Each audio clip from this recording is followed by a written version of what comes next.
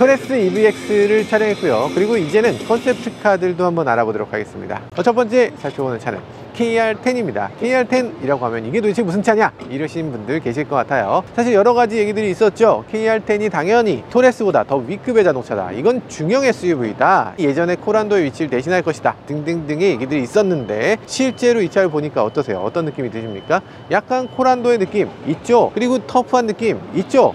키가 큰 느낌도 있습니다. 그런데 크기를 보면 조금 더 작아요. 그래서 이게 과연 토레스보다 더 큰 차로 사람들이 받아들여 줄 것이냐, 이런 것들에 대해서 조금 알쏭달쏭한 느낌이 들기도 하는데요. 자, 어떠세요? 느낌 터프하고 멋집니까?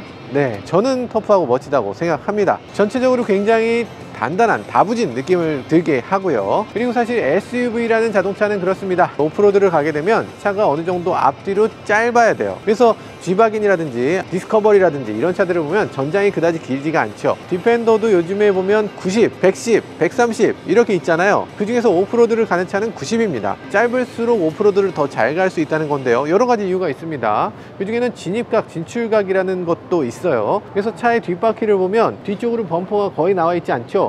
이 앞쪽으로 이렇게 대각선으로 깎여 있기도 합니다. 산이라고 생각을 해보세요. 산에서 이 차가 내려와서 긁히지 않고 갈 수 있도록 진출각을 높게 깎아 놓은 거고요. 앞쪽으로도 마찬가지로 오버행을 굉장히 짧게 잡았고 이렇게 앞쪽으로도 대각선을 깎아 놨습니다. 물론 이걸 이런 식으로 깎으면 진출각이 더 컸겠죠. 그런데 그렇게 할 수는 없었어요. 왜 그렇게 할 수 없냐면 우리나라는 보행자 보호 규정이 있기 때문에 이 아래쪽으로 진출각을 이렇게 깎게 되면 법규를 통과할 수가 없습니다. 왜냐하면 사고가 났을 때 보행자가 위로 올라가거나 여기 부딪히거나 해야 되는데 밑으로 빨려 들어가면 안 돼요. 그런 문제가 있기 때문에 이 범퍼를 아래로 내리는데 한계가 있고요. 충분히 잘 내려놓은 것 같습니다. 어쨌든 그래서 진출각이 진입각보다 더 높은 그런 자동차라고 할 수 있어요. 대신에 이 지상고가 상당히 높은 그런 모습을 볼 수가 있죠. 토레스보다 훨씬 더 높은 차입니다. 그리고 키도 훨씬 더 큰 걸 볼 수 있어요. 아마 차에 탔을 때 머리 공간도 넉넉하게 나올 것 같죠. 그래서 휠 베이스는 지금 토레스하고 차이가 없거나 거의 비슷하지만 전장은 상대적으로 짧기 때문에 이 프론트, 리어, 오버행들이 더 짧은 그런 자동차로 보여집니다. 오프로드에 더 적합한 자동차로 만들어졌고요. 그러다 보니까 트렁크 공간은 상대적으로 조금 더 좁겠죠. 어떻게 마음에 드세요? 저는 이 터프함이 정말 마음에 드는 그런 자동차라는 생각이 드네요. 이쪽이 토레스 같은 경우에 여기다가 뭔가 끈을 묶을 수 있을 것 같은 그런 자리를 만들어 놓고 있는데 실제로 그게 사용될 수는 없을 정도로 토레스는 앞부분이 조금 연약한 면이 있어요. 근데 지금 이 차는 이렇게 터프하게 만들었다면 이런 것도 굉장히 강인하게 만들어 줘야 될 것 같습니다. 다만 한 가지 아쉬운 점은 전장이 조금 더 짧은데 가격을 조금 더 높게 책정했을 때 이 소비자들이 이거 받아들여 줄 수 있을까, 이런 걱정이 드는 거, 그게 한 가지 아쉬움이라는 생각이 들어요. 제가 만약에 이 KR10을 우리나라에 론칭한다면 전기차로만 론칭할 것 같아요. 만약에 전기차로 론칭해서 이 KR10이 전기차를 맡고 이 토레스가 가솔린을 맡았다면 그랬으면 어땠을까 하는 생각이 듭니다. 그래서 KR10이라는 건 전기차라는 이미지로 좀 더 비싼 자동차로 포지셔닝하고 그것의 가솔린 버전을 내놨다면 그것도 괜찮았을 텐데 그런 아쉬움이 남습니다. 아직 양산차까지 접어든 상태는 아닙니다. 아직까지도 바뀔 여지가 충분히 있으니까 여러분들이 이 디자인에서 아쉬운 부분 댓글로도 많이 남겨주시면 좋을 것 같아요. 근데 전반적으로 봤을 때 약간 코란도2, 뉴 코란도 생각나시죠? 뉴 코란도의 느낌이 있어요. 이렇게 팬더 부분에 깜빡이를 붙인 저 부분이 저는 가장 코란도2를 떠올리게 하는데 저 부분을 조금 더 도드라지게 디자인해주면 좋겠다는 생각이 들고, 그리고 또 그릴이 갑자기 4개가 됐거든요. 그릴의 형태도 6개면 6개, 7개면 7개 뭐 이런 식으로 확실하게 이 쌍용만의 그릴 개수를 좀 만들어주면 좋겠다는 생각이 들어요. 그릴 쪽에 지금 오른쪽에 코란도라고 새겨놓고 있거든요. 이 이름은 확실히 코란도가 될 것이다 라고 보여주는 것 같이 새겨놨어요. 그리고 스페어 그릴이 또 있습니다. 저쪽에 저런 것도 있죠. 저런 그릴, 저런 그릴, 이렇게 그릴을 선택할 수 있는 상태, 아직은 유동적이다라는 걸 보여주는 그런 요소인 것 같아요. KR10 어떤 식으로 발전하게 될지 기대되는 대목입니다. 자, 다음 콘셉트카로 넘어가도록 하죠. 여기는 EVT가 있습니다. 와, EVT, 우리가 토레스 EVX를 보면서 와, 이거 디자인 이렇게 잘 만든 디자인 이대로 없어지면 안 돼, 이거 좀 다양하게 만들어졌으면 좋겠어 라는 생각을 했는데 저희 바람을 들었는지 이렇게 트럭으로 또 만들어주는 모습을 볼 수 있네요. 픽업 트럭의 콘셉트인데요. 물론 이게 양산으로 나온다는 보장은 없습니다. KR10은 확실히 양산이 되겠지만 EVT 같은 경우는 양산성이 그다지 가능성이 높진 않아요. 아니 쌍용이 원래 트럭 잘 만드는 회사 아니야, 당연히 만들겠지 라고 생각하신다면 꼭 그렇지만은 않습니다. 왜냐면 프레임 바디거나 뭐 이런 식의 자동차라면 그 위에 플랫폼을 계속 바꿔서 여러 가지 트럭들을 다르게 만들 수 있죠. 뭐 길게, 짧게, 높게, 낮게 뭐 이렇게 바꿀 수 있습니다. 그런데 이게 프레임이 아니고 이 모노코크 바디라고 흔히 얘기하는 유니바디면 이걸 바꾸는 게 쉬운 일이 아니에요. 전기차임에도 마찬가지입니다. 전기차도 이렇게 트럭으로 바꾸는 게 만만치 않은 일일 텐데요. 일단 디자인을 한번 보죠. 디자인을 봤을 때 여러분들 마음에 드세요? EVX에서는 사라졌던 이 빨간색 견인고리의 그 이미지 여기서 또 되살리고 있네요. 실제로 견인고리가 이렇게 튀어나오도록, 빨간색으로 튀어나오도록 만들 수는 없습니다. 법규 위반이에요. 그래서 토레스 같은 경우에 여기에 빨간색이 있지만 견인고리의 캡인 거예요. 만약에 그게 됐다면 거기에 고리를 달았겠죠.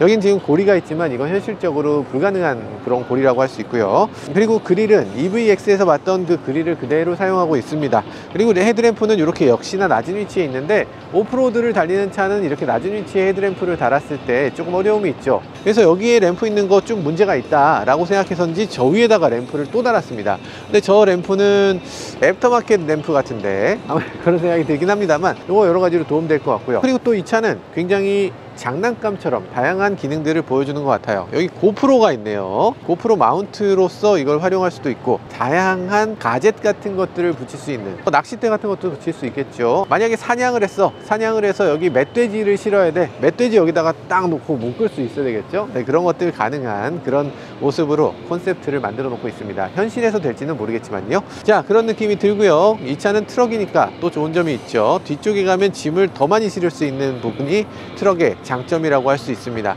이 램프는 이게 거의 양산 수준의 램프가 들어있어요. 콘셉트카에 이 정도로 훌륭한 램프를 달고 있다는 게 좀 충격적이기도 하네요. 그리고 뒤쪽에 보면 이런 식으로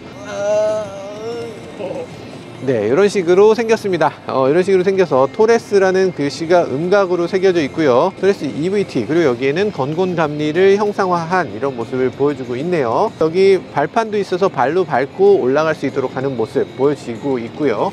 이게 콘셉트니까 일단 철판이 굉장히 크기 때문에 드는데 그다지 쉽지 않은, 정말 무게가 상당히 느껴지는 쪽 리어 해치를 보여줍니다. 그리고 또 여기에 특이한 점이 하나 있는데요. 이번 토레스가 V2L이라는 말을 곳곳에 쓰고 있어요. 참 전기차니까 이 전기를 끌어다가 여러 가지 용도로 활용할 수 있도록 하는 저 아울렛을 제공하고 있습니다. 현대차가 V2L에 대해서 홍보를 열심히 했기 때문에 그거 현대차만 할 수 있는 거 아니야, 우리도 충분히 할 수 있다고 라는 모습으로 비춰지는 것 같아요. V2L 아울렛을 저런 식으로 설치해야 됐을까? V2L이면 220V에다 어쨌든 꽂아야 되는 거잖아요. 별도의 장치를 꽂지 않고서 그대로 꽂을 수 있게 만들었으면 더 좋았을 것 같은데 저렇게 만든 이유는 사실 잘 모르겠습니다. 양산이 만약에 된다면 저렇게는 안 했으면 좋겠어요. 자, 그리고 V2L이 그럼 전원인데 저기 전원에 물 들어가면 어떻게?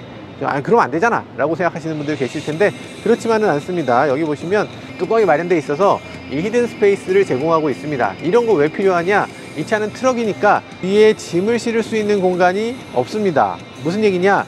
이 뒤에 짐을 이렇게 많이 실을 수 있는데 이 짐이 다 오픈되어 있잖아요. 그래서 만약에 비싼 물건이나 이런 것들을 숨겨 놓을 데가 없어. 캠핑용품만 해도 캠핑용품이 좀 비싸면 실어 놓을 수가 없습니다. 어디다 숨겨야 돼요. 그래서 숨길 수 있는 공간이 필요한데 여기다 숨기면 좋을 것 같고요. 그래서 이 덮개 여기 보면 V2L 커넥터 따로 마련되어 있고 여기 보면 공구도 있고 여기에 이렇게 V2L을 여기다 꽂아서 전기를 끌어서 쓸 수 있도록 만든 것 같아요. 근데 생각은 좋았지만 이 V2L을 항상 연 상태로 이렇게 사용해야 된다는 건 조금 문제가 있습니다.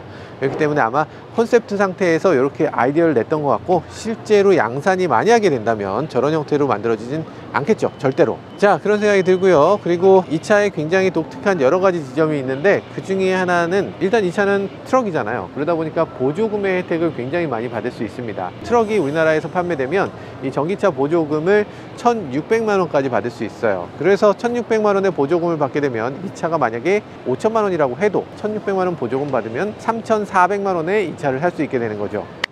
훌륭하지 않습니까? 훌륭한 자동차가 될 수 있을 것 같아요. 그런데 한 가지 걱정되는 것은 이 차는 화물차로 분류되기 굉장히 어렵다는 점입니다. 왜냐하면 예전에 쌍용이 화물차에 대한 혜택을 지나치게 본 적이 있어요. 무쏘 스포츠라는 차를 만들었을 때 그때 세금 혜택이라든지 여러 가지 혜택으로 인해서 갑자기 엄청난 판매가 일어났고, 여러 회사들이 거기 항의하게 되면서 트럭의 혜택을 못 받도록 이걸 제한하게 됐습니다. 마찬가지 이유로 이것도 혜택을 받지 못하게 될 가능성이, 이런 디자인이라면 화물차 혜택을 못 받게끔 그렇게 될 겁니다. 그래서 아마 만약에 이게 트럭으로 나온다면 이 화물칸과 캐빈룸 사이를 확실히 분리를 시켜야 될 거고, 그리고 적재함도 조금 더 커져야 될 걸로 예상되네요.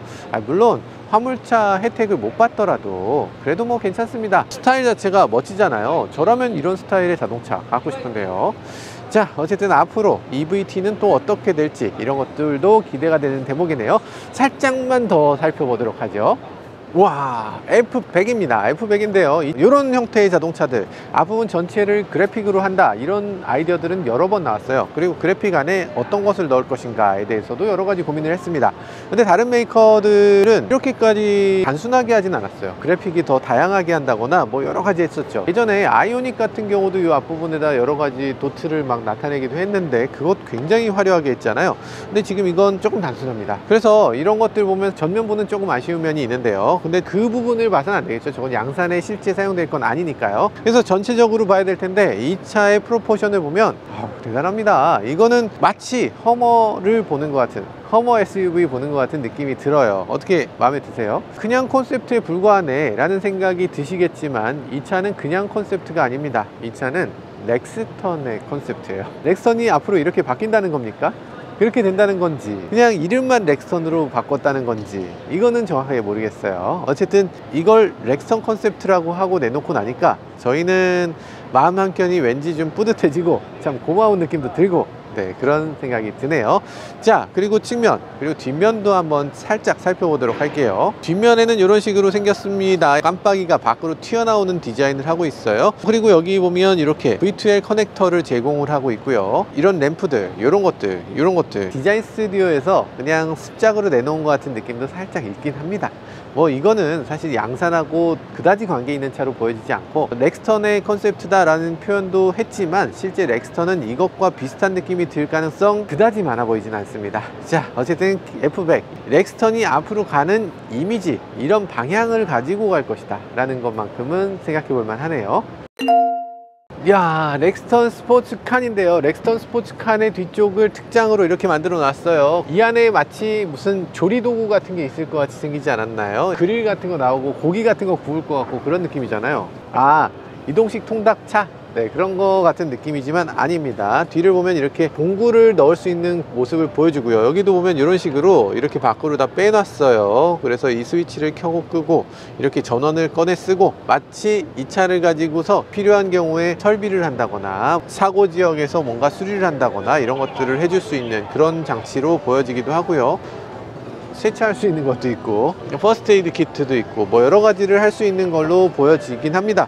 근데 이 부분은 실제 이 양산하고 직접적인 관계는 전혀 없고, 아이언빌드가 이걸 만들었다고 하는데 이게 어떤 활용도가 있을까? 뭔가 굉장히 험로를 뚫고 가서 사람을 구해낸다거나 이런 좀 굉장히 미션 크리티컬한 그런 일들을 할 것 같은, 근데 수납한 공간이 이거밖에 안 돼? 어쨌든 재밌긴 합니다. 이렇게 KG 모빌리티 간단하게 살펴봤고요. 여러 가지 컨셉트카 그리고 다양한 차들이 나와서 굉장히 기쁘게 생각됩니다. 왜냐면 기존의 쌍용이라고 하면 차 한 대를 내놓을 수 있을까 없을까 이런 것들에 굉장히 허덕이는 자동차 회사, 그리고 자칫하면 문 닫을지도 모른다는 우려가 있었던 자동차 회사, 그런 회사였는데 이제는 확실히 자기 모습을 제대로 찾은 것 같고요. 그리고 지금 한 대가 나온 게 아니라 앞으로 나올 차들이 쭉쭉쭉 이어지고 있다는 거, 이런 모습을 보여준다는 점에서 앞으로 KG 모빌리티의 앞날 아주 다양하고 넓게 펼쳐져 있다는 생각이 드는 그런 전시였습니다. 지금까지 저는 모카 김한용이었습니다. 감사합니다.